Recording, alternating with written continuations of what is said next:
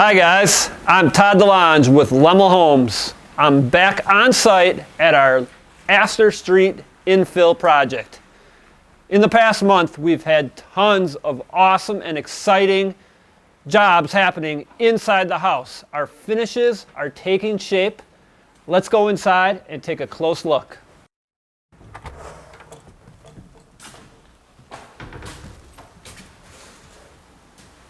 Many things have taken shape inside the building. Our drywall has been installed, finished, and primed. We've got the hardwood flooring at a rough stage. The finished carpenter has installed cabinetry and base and case trim. Our painter is currently on site this week working on prepping for spraying the millwork package. He's doing staining of the stairs.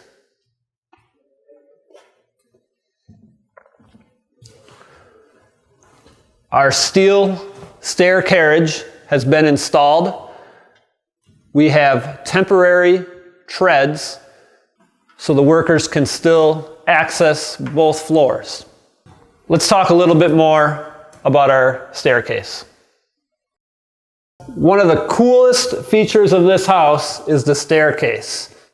Let's take a good look at some of the detail of this staircase. First of all, we've got aircraft cable for our balusters. These are running horizontal as opposed to perpendicular, and our steel stair railing system is going to have a 2x4 maple board finished to match our stair treads. These little knobs on the end of each aircraft cable are designed to flip off and tighten the actual tension on the aircraft cable. The steel stringers for the staircase system are tube steel, and they have had angle iron welded at each location of the step. They will support our stair treads. Currently, we've got 2x12 temporary stair treads in place so the workers can go up and down the stairs. The elevator's not in yet, so this is pretty important. But right next to me here, we've got an example, or one of, the finished stair treads. These are currently being stained and finished. As soon as they're done with that, they will be cut to length and put in place. Now, if you look carefully, this has been a laminated or plied together board of multiple pieces of maple. I'm guessing this thing weighs about 90 pounds and can take a lot of up and down activity. These will be installed. They're 4 inches thick. They were designed that way for two reasons. A, to give it that industrial look, and B, to eliminate having to put any kind of riser in between here. So you'll imagine this is 4 inches tall. It comes up shy of the next one. Code dictates that if you have any gap on the riser of more than 4 inches, you have to do something to maintain 4 inches or less. So a lot of times with an open riser staircase, you'll put a bar across. We did not want that look, so we went with thicker stair treads. I'm standing in the kitchen of a home that has just had cabinets installed. We've got our base cabinets and our upper cabinets. We've got an example of drawers and doors. One of the most popular features for accessories in a cabinet nowadays are the soft close mechanisms. So on your rollers for your drawers, on your slides, you can come up and slam this drawer back in place as hard as possible, but it will not slam tight. That extends the wear on the roller system, the slide system. The last inch or so go in nice and slowly. Same concept with the doors. The soft close mechanism is inside the hinge. When you go to close the door, this is even a little bit bigger. The last 4 inches of the door go in nice and slowly. I think it's cool because then my kids can't come along and slam the door shut, make everything rattle. All right, guys, We are currently upstairs in the craft room, which is at the back of the second story of the Astor Street infill home. This is a unique staging area right now in the progress of this project, as the painter is getting ready to do prep work in this area. It's a large enough room where he can lay out doors and prep them and paint them. This project, the millwork package, meaning the base and any casing, the door jambs and the doors, are going to be painted as opposed to stained. The process of painting is a lot more upfront work for the painter. He's got a ton of prep work to do. All the nail holes get filled prior to painting, caulking any of the seams to make sure when the paint is applied to the wood that you cannot see any deviation in the wood, because those all show up as shadow marks. The actual painting process of our jobs takes place after as much of the interior finishes are completed. We've got our wood floor installed, not finished, but installed. Our finished carpenter has been in and out of here. Our tilers have been in and out of here. And that is all scheduling, that is all done on purpose so that our subs can be as productive as possible when they're in the field.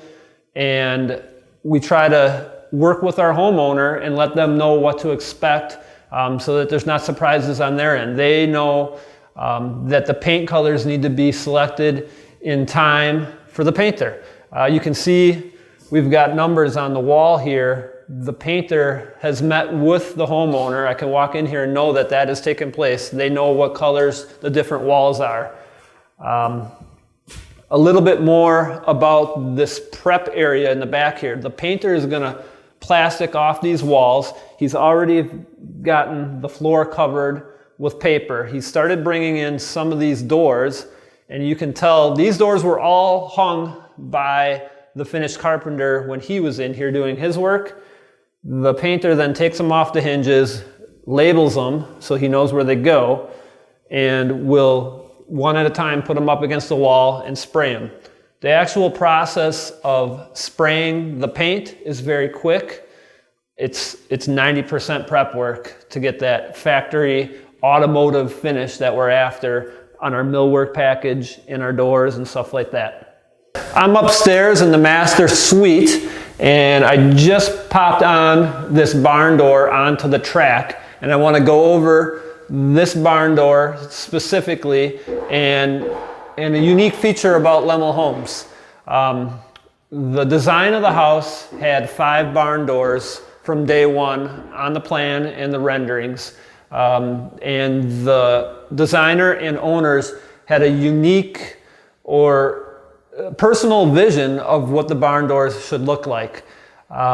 So in today's world of technology and being able to go online and look anything up that you want, the homeowners actually found these barn doors on the Home Depot website. And as the purchaser for Lemel Homes, that kind of made me nervous for a little bit, because I'm not using one of my go-to vendors and suppliers for our product. How am I going to stand behind it and all that stuff? But we took it upon ourselves. We ordered up the material and worked with Home Depot, and the product came in, inspected it, and these barn doors turned out absolutely awesome. The homeowners are super thrilled. I'm super thrilled. The finished carpenter put them together, said the hardware package was amazing. Everything was included that was supposed to be. So Lemel Homes is willing to work with our customers when they find something that they really, really want, even if it's a little bit out of our standard process. We can make that happen. Here we are in the master bathroom. An awesome, awesome place for the homeowners. This is the shower area. If you take a look and recall to one of our past videos when we met the designer Jim, he showed you this area that was sunk into the rough floor. It was a 3-inch drop in the framing. That was done so that we could have this completely curbless, flat surface from outside the shower to inside the shower. The purpose of the 3-inch drop is from the exterior line of the shower, the floor needs to slope to the drain so the water goes downhill. It's a concrete mud pan is what they call it in the tile industry for the bottom of a shower, and that generic height takes up 3 inches.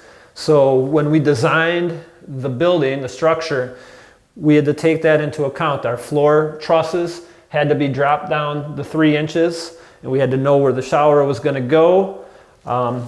And when the finished product goes together, it's just a seamless, smooth surface, no curb. That goes back to our aging in place modeling of that little 3-inch curb at a certain point in life will be very, very difficult to step up and over. So let's just eliminate it. It's not necessarily needed today, but in the future, it'll have a huge value for the owners. A couple other cool details. This supersized niche for shampoo and soap. You can see how the tile installer has sloped this bottom tile piece so that if any moisture, water gets inside of here, it's diverted away as opposed to back into the wall.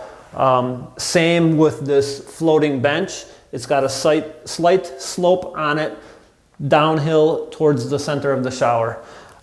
This is a very, very cool shower. The homeowners are super excited about it. The tile work has been done and it looks beautiful.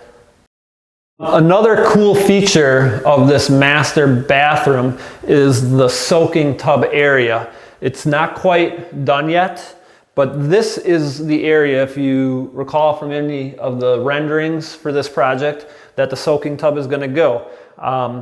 You notice there's not a drain or any of the water supplies. Those are all in the floor system. The plumber keeps those in there. This particular soaking tub is going to have a cedar raised platform built. It's going to be about 6 inches tall.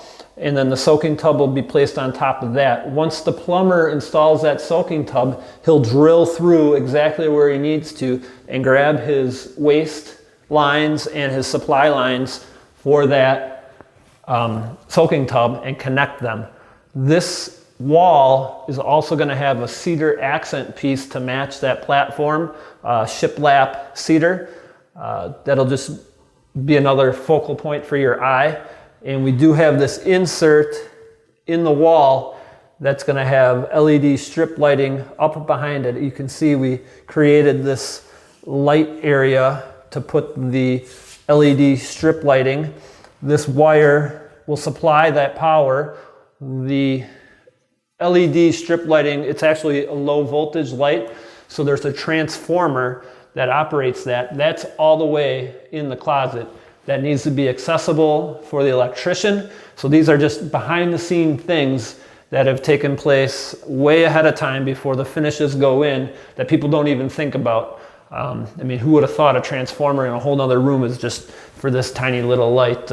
It's pretty cool when you think about it.